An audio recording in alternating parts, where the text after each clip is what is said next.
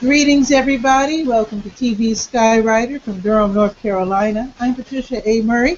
Basically, I talk to people who have written wonderful books, people who have recorded wonderful music, entrepreneurs, etc., etc.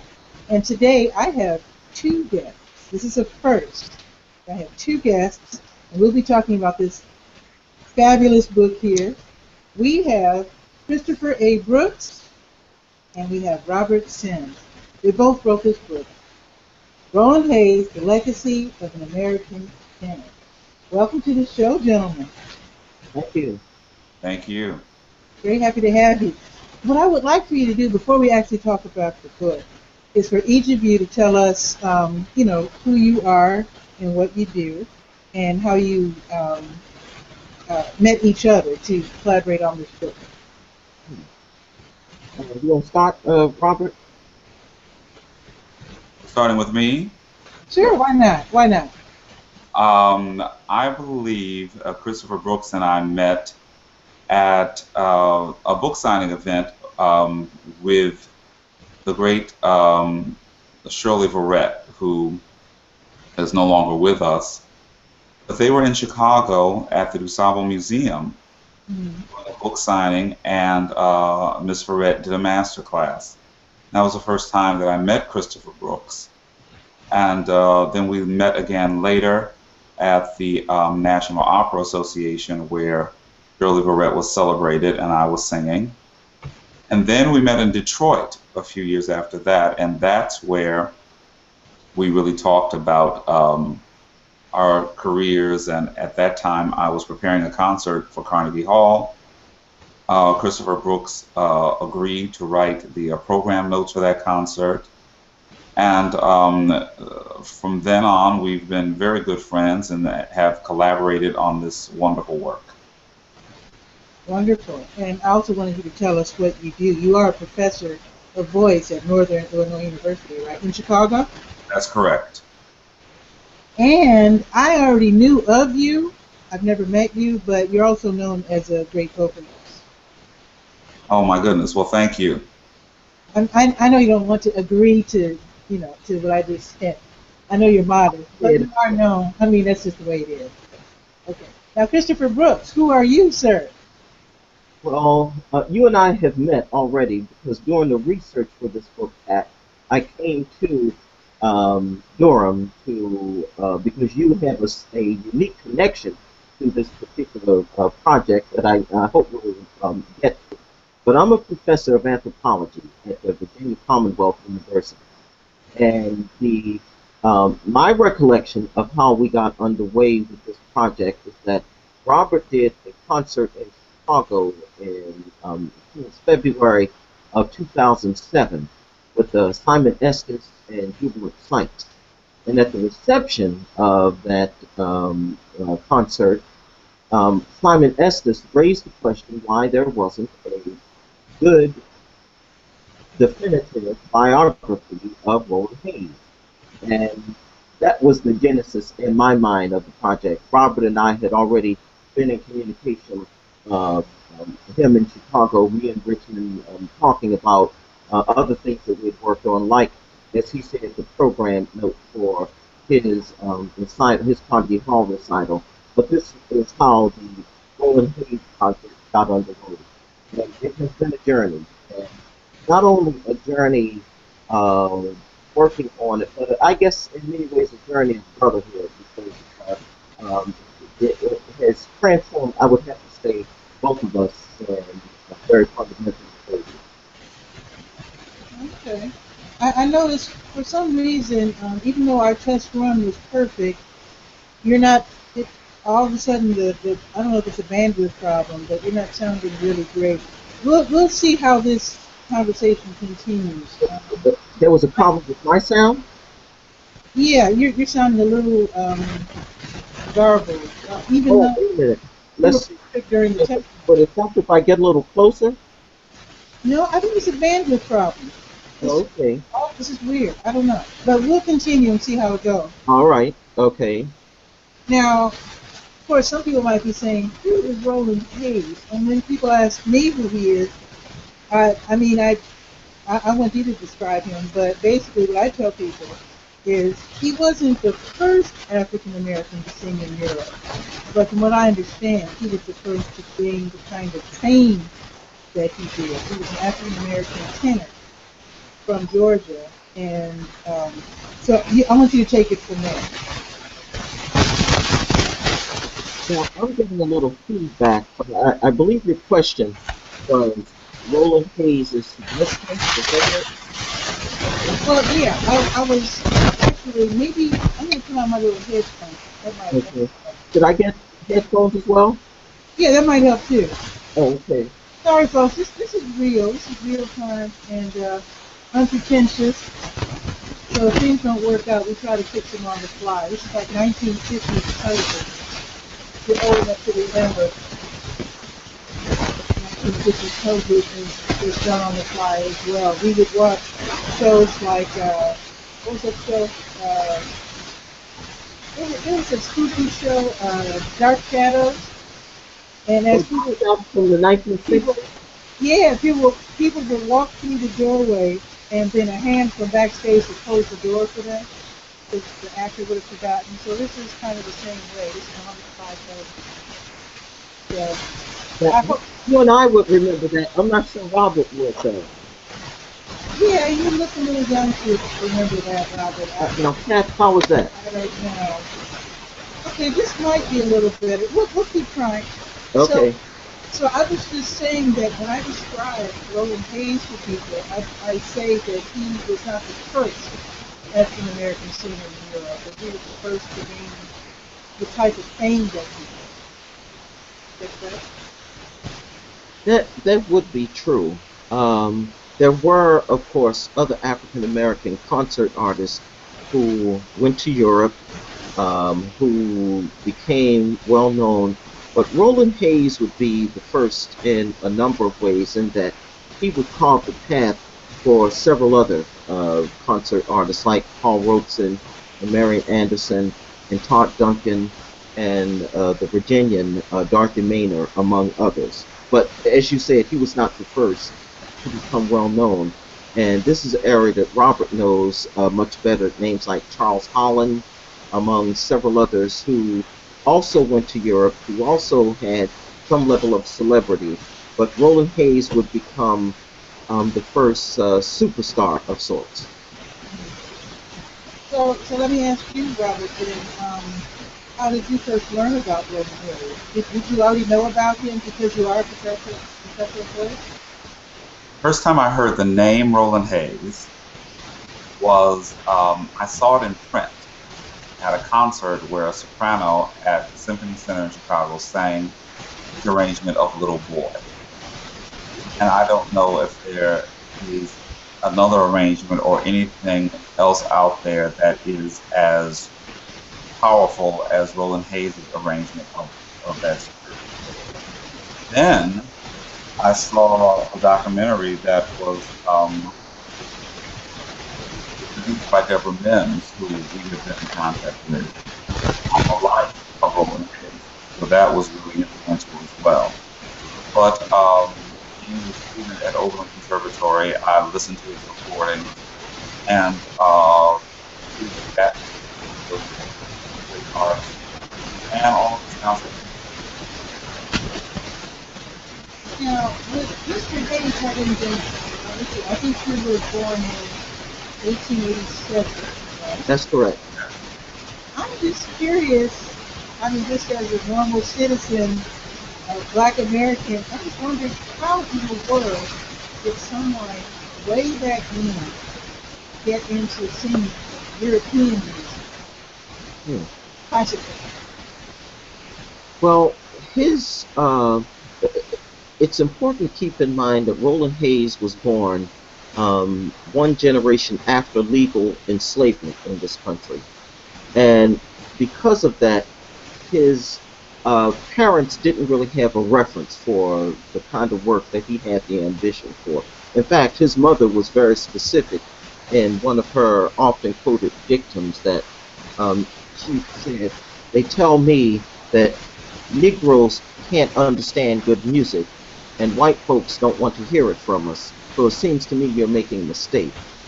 But he would have an epiphany in the early 20th century when his then teacher, Arthur Calhoun, took him to the an editor's house by the name of William Stone, and William Stone put on a recording of Enrico Caruso among several others, and this was a major epiphany for Roland Hayes because that's when he realized that he wanted to be a concert artist in that tradition. I wonder how difficult it was for him to even get started. I'm sorry, I didn't quite hear that. I was wondering how difficult it was for him to get started and to really, catch on with the classical world, even here in the United States. Oh, okay. Robert, you want to comment on that? How he really got started? Yeah. Well, as Christopher said, when he and his family moved to Chattanooga, he met Mr. Calhoun at Oberlin. He had taken a semester off to raise some more money, and he heard Roland Hayes sing at a concert, and he said, "Hey, you have something here. You should consider studying." Roland's mother thought that it was a bad idea for him to spend his good earned money on voice lessons, but Roland Hayes did it anyway. And then Roland Hayes decided that he was going to go off to college. He was hoping to go to Oberlin, and he had arranged the concert tour to help him raise money on the way, but he ended up only getting as far as Nashville, Tennessee, and ended up going to Fisk University. From there, he had a wonderful teacher, Jenny Robinson, and after that, he moved to Boston and found a fine voice teacher there, Arthur Hubbard. And so he received very good training, and more than anything, he was very, very serious and very determined. Because when we hear about the lives of African Americans back in the 19th century, we don't always hear about this, these aspirations. Now, Pat, I'm sorry, I am getting some feedback there. I can hear Robert. Let's see, I can hear him just fine. But are you hearing any feedback there? I seem to be okay. I'm wearing my earphones. I seem to be okay. I wonder if maybe you can turn the volume down a bit. Maybe that's the problem. Do I sound okay to you, Robert? You know what? I've been getting a lot of noise. I've been getting it anyway, but I've just been ignoring it and going on with what we're prepared to do. So I do hear a lot of swimming noise, but we're making it work. Yeah. Oh, okay. All right. I just want to make sure. So I'm hearing the same thing that Robert is saying. Okay. Well, I'm hearing noise too. Let's just soldier on. Okay, sure. If this doesn't work out, then we'll just try again. Do it again. Okay, sounds good. And what I might do is to ask for some help for the Google Plus Hangout helper. Maybe they can give us some pointers. Or give me some. Like I said, this is my first time having two guests. There could be a bandwidth thing going on. I don't know. But basically, let me just ask this. This is let me put it this way. If somebody else wants to come along and write a book about Roland Hayes, I don't know if after seeing this, if they feel that it's all been done. Because this is the most, this goes into such depth. I don't think anybody, this is the quintessential biography of Roland Hayes. I don't think anybody else can come along and copy this. So I would like to know how much work did you put, how long did it take to do this, and how much research went into putting together this fabulous biography. Well, the research was quite extensive. It took us not only throughout this country, and it's also important to say is that since I live in Richmond, Virginia, and Robert lived in Chicago, over the course of doing this, we met maybe 3 times over the course of the working on this book because we were in different locations. Now, since Robert goes to California quite a bit, he was able to gather material that was at the library at the UC Berkeley. And but we also found material in Europe when we went to Europe, and also found material even in Africa because the Roland Hayes story actually took. We found information in Southern Africa where that influence was. The actual writing itself from about 2007 until about 2009, and then it was a matter of refining. And since we have an agent who lives in New York, a matter of her doing her part in order to get a contract for it. It's an amazing work to me because I can imagine you probably had bits and pieces and you probably had to really work hard to make this into the easy to read, cohesive. It's almost like reading a novel.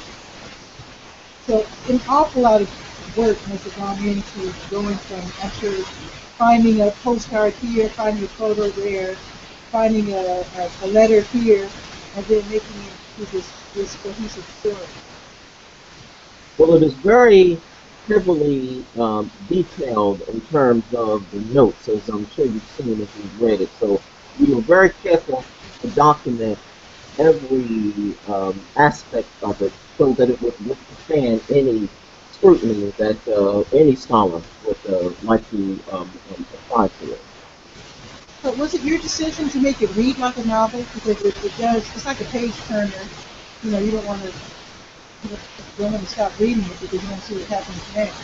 So was that your decision, or that was a challenge actually by our agent Claudia Mendes. She said she wanted a scholarly book, but she wanted it to read more like a novel. So that was kind of our challenge, if you did. Well, I think you achieved it. And you went all the. I just can't believe you went to Europe and wow, it's pretty amazing to do all of that work. But like I said, this is the quintessential tell-all book, and in fact, you uncovered a few things that maybe would surprise people who know of Roland Hayes. He, like my granddad, his former accompanist, wrote about their exploits.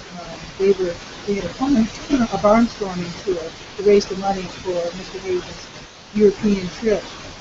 My granddad did not mention racism. I read in the book that Mr. Hayes suffered a severe police beating in Rome, Georgia. And wow, I mean, his life was quite amazing. He also had a little extra liaison, so in Europe. Tell us a little bit about that. Okay, and you're talking about the Countess thing. Yes, yes. Something that surprised me that I did not know about her. Okay. Robert, you want to open up that conversation?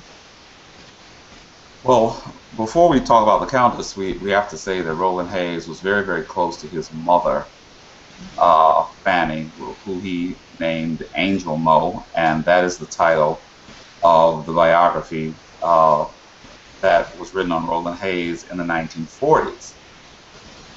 Shortly after his mother died and Roland Hayes was in Europe, he wasn't able to go back to his mom's funeral. He met the Countess. And the Countess kind of filled this void for the great loss that Roland Hayes had. He was a woman who was really into the arts and traveling around and supporting young musicians. He spoke several languages. He was a fine pianist. He understood literature and all of the political things happening at the time of when the composers wrote these pieces. So really, she became a great coach for Roland Hayes. And it was very exciting for both of them to get together and to discover new repertoire, to read the biographies of the composers, so that Roland Hayes knew intimately what was going on with the composers while they were writing the particular songs that Roland Hayes was singing. And a lot of this came from the Countess. Although when Roland Hayes was in Europe and he coached with Roger Quilter, was a good friend, he also worked with Gabriel Fauré, many of the fine conductors in Europe. But the Countess took Roland Hayes to a whole nother level, and their friendship grew, and the working relationship was a good one for both of them. But the Countess had something else in mind, and I'll let Christopher Brooks tell you about that. Well, the Countess was, as Robert said, was a muse. Um, he even wrote in that 1942 biographical account, he talks about this lady who would be responsible for his intellectual and musical maturity, if you would, but he doesn't name her. And in the one letter that we were able to discover that Roland Hayes wrote to the Countess from 1924, dated April 29th, it's a stream of consciousness letter where he says, you are a revelation, you are my revealer of wonders, and in that letter he says, you are my divine, I can't be without you. He really opens up in a way in this writing that goes against his natural gardening. And it's important to say that these were not the rantings of an infatuated teenager or anything like that, because he was closing in on 40 years old when he declared himself out. And although he wrote many letters, there's no letter that we came across where Roland Hayes opens up and declares himself with that level of passion and ardor and intensity. Well, he was probably a very complicated man. I would like to know what his effect was on the music world, not in Europe, but here in the United States. Again, when we hear about the lives of African Americans way back when, we don't hear much about them aspiring to be classical musicians and living what appears to be a very exalted type life. So I'm wondering what kind of effect did it have on black musicians? Well, let's forget about black musicians, just the general classical music audience here in the United States, black and white. Robert, why don't you talk about that, and I'll be right back. Roland Hayes had a fierce determination to be one of the greatest artists of his time. As Christopher said, he was really inspired by a recording of Enrico Caruso in Vestida Juba from Leoncavallo's opera Italiaci. And Mr. Hayes decided that in 1917 that he would start his own record company, Roland Hayes Records, and he would record some of these arias and spirituals. And so he had this drive. So his first influence was being one of the first African American classical musicians to ever record. And this was not an inexpensive venture. Recording on vinyl at that time was very, very expensive. And he was also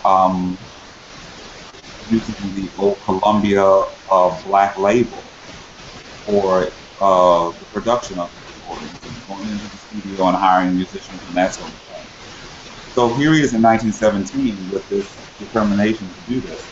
And then we go to Europe in the 1920s, and he's for England. So Roland Hayes' career was his major, or I would say the first priority. And he became an international celebrity because of it. Making fees that in the 1920s, Roland Hayes would get $2,000 per concert. Sometimes he would do 2 or 3 salon concerts a day. And that $2,000 at that time is worth about $30,000 now. So that lets you know the kind of money that he was making. And it was because of his supreme artistry, the way he moved and touched. Do you think there was any resistance to a black man singing classical music? I'm sure a lot of people have never seen anything like that. So was he easily accepted? Did he have to struggle for acceptance? Well, we can look at that in many different ways. He had his challenges, and especially had his challenges in Europe and in the United States. But if we look at African Americans in the 20s and 30s and 40s in the United States, we were a culture that we were a community that embraced culture, and most of the concerts that Roland Hayes gave were at historic African American churches throughout the U.S. And there were concert series, and they were always supporting artists like Roland Hayes and Marian Anderson and H.T. Burley. So we could say that things are a bit different now, and that many of our churches and the African American community aren't presenting people in classical recitals. We're doing another thing now. But I would say he was definitely embraced by his community. And they were very, very proud of Roland Hayes.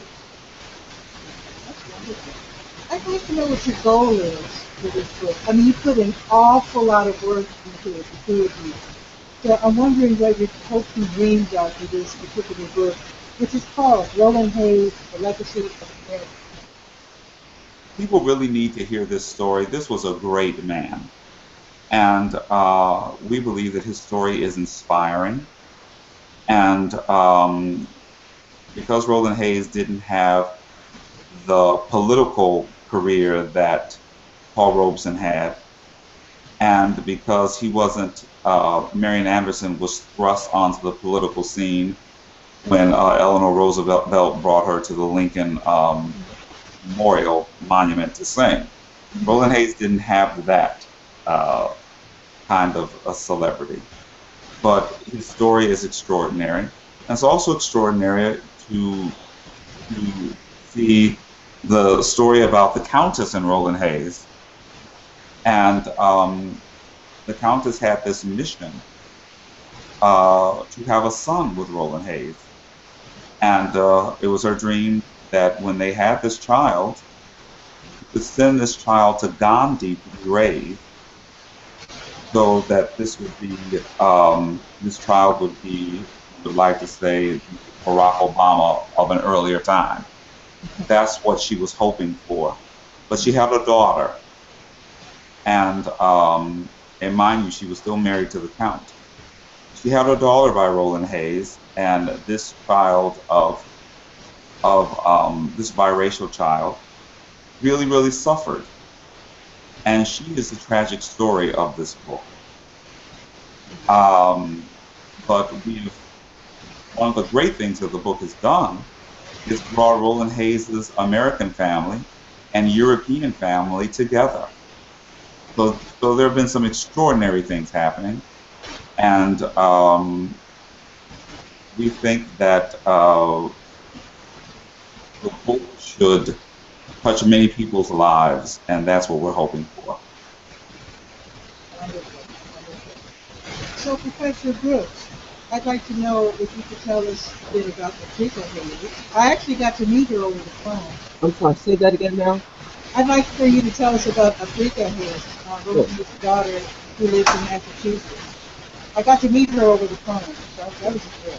Tell us about her.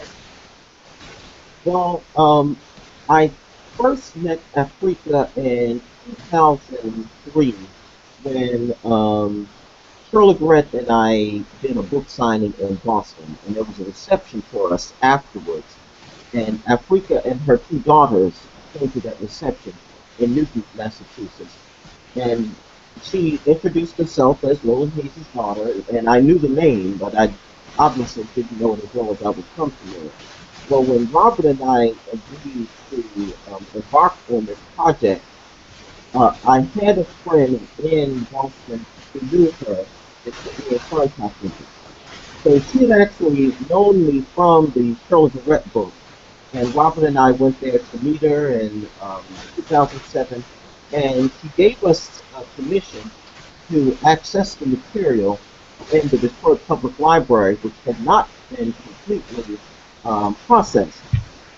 Now, the following year, Robert was visiting the area, and there was a good deal of material that she had in her group that she gave us access to. So Robert arranged for me to get that material in Richmond, and it was in that material that we came across information about the Countess, among several other things there. Um, it was clear, I guess, throughout this process that she didn't really want that information about the Countess and her half sister, as we would call it, to come out. But when she was given a copy of the book, um, right around late September of last year, she read it in 2 days, and she was very complimentary. In fact, she put a note on Amazon.com, a review there, saying that it was really a fantastic work. So she Wow. embraced the story in essence. And as Robert just said, she has embraced those relatives from Europe, including a great nephew, Wenceslaus, who is a voice student at New England Conservatory of Music. Huh. How about that? So are the two of you going on lots of book tours? I know you're both professors. Do you have time to go to book signing? We had to make time. As a matter of fact, the spring semester was very demanding. Um, a little less demanding for me than Robert because he was a professional singer and had to also fit in performing dates as well. But it's really been a very good experience. We went to Chicago. I had an engagement that we were supposed to do here in Richmond in February, but the snow got in the way of that. But we've been to Salt Lake City, Los Angeles, San Francisco. We have yet to come Washington, D.C., Baltimore, Philadelphia, and in the fall, the Big Fist, and so Nashville, Awesome. and a few other places. Did I leave anything out, Robert, or one of those dates out? No, I think we're fine. I mean, we're doing Detroit, as you said, Okay. and then something in the DC area. So, and we're also working on the New York, uh, Lincoln Center or Carnegie Hall. So we're getting putting it out there. What about the Schaumburg Center in New York? You could go to that too, right? That would be fantastic. We they have our materials, and we'd love an invitation. Good. Isn't there a Roland Hayes Museum in Georgia? Yes, there is. It is, and we went to that in Calhoun, Georgia, in Gordon County. And it's not as easy when we're doing a lot of these contacts on our own. It would probably be a little bit more efficient if we would have someone who was dedicated to the event. Yeah. We hope to go there as well. Okay. Now, what about Europe? You could have book signings in Germany and France and that kind of stuff. And England, and we hope that will come as well. We certainly expect it to. That would be super awesome. And again, are you marketing this book to students of classical music or the older crowd? Or I'm just curious as to who your audience is for the book on Roland Hayes. Because his name isn't as well known as I hearing that. Well, I had a sponsor who has been who bought several books and has sent them to colleges. So I think one book is going to go to Spelman and an Oberlin, Vanderbilt, Cornell. So we're trying. These have been people who are so excited about this story that they have been purchasing books and donating these books to their alma maters. So I'm very happy about that. And just to let you know, the librarian at Durham County Library here in Durham, North Carolina, they said they wanted to, yeah. They're excited because, yeah, they're excited because my granddad, Charles Harris, did accompany Mr. Hayes, I guess, Yes. in the early years before he Yes. became famous in Europe. So they're excited. I'm very excited too. It's just a great book. I mean, like I said, it's just fun. To me, it's fun to read. There are some parts that are really like that beat down that you got in Rome, the police beat down. That's pretty horrific, but it was real. So I guess you couldn't have left that out. If you did leave that out, the story would have been interesting. To think that a man of his stature was treated like that, and that was considered the norm. Very disturbing. Uh, that's why this book I think is very, very important. It's telling of a culture that a lot of us are just unaware of and need to learn more about. Any final words about this fabulous book? Only thank you for having us on your show today. I mean, it's been wonderful and a new experience with me with this kind of technology. So, I've Skyped a few times, but I've never done an interview like this, and it's been wonderful. Thank you for having us. Absolutely. And I would like to see, I don't know if it's a conflict of interest, but I can imagine you're putting on a concert and then having a book signing. Is that something that you thought about doing? We've been doing that and something similar to that, and working on something like that for New York City. And it's just an exciting journey, and I want to thank Christopher for um, this wonderful collaboration and just to be on this journey with him, letting people know more about Roland Hayes. That's a name that should never be forgotten. What this African American man achieved is quite extraordinary, and there are very few. When we look at the achievements in art of African American men, and we look at the Alvin Ailey dance troupe, named after him, that has gone on and has lasted for many years. And we're seeing many African American men do wonderful things in entertainment and in politics and all of that.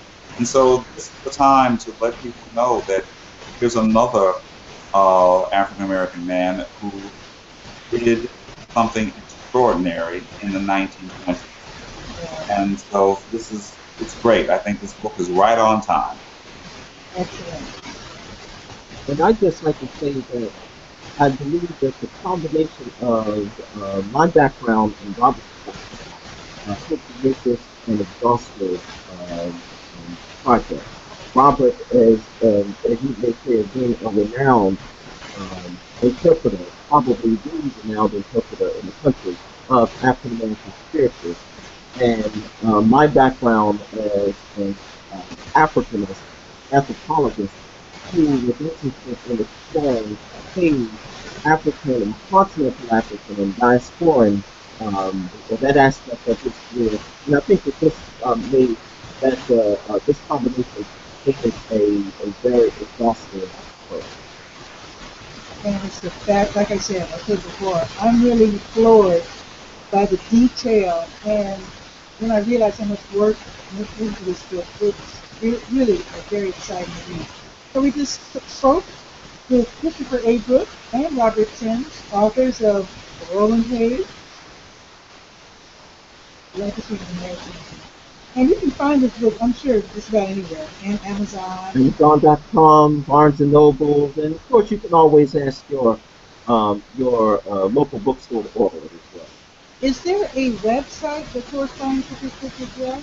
There is a dedicated Facebook site for it, which tells where we are doing public lectures and or book events, and we felt that that was um, the easiest and also the most current vehicle to get this kind of information out. So if you are a Facebook user, put in Roland Hayes, you'll pull up the dedicated Roland Hayes Facebook page.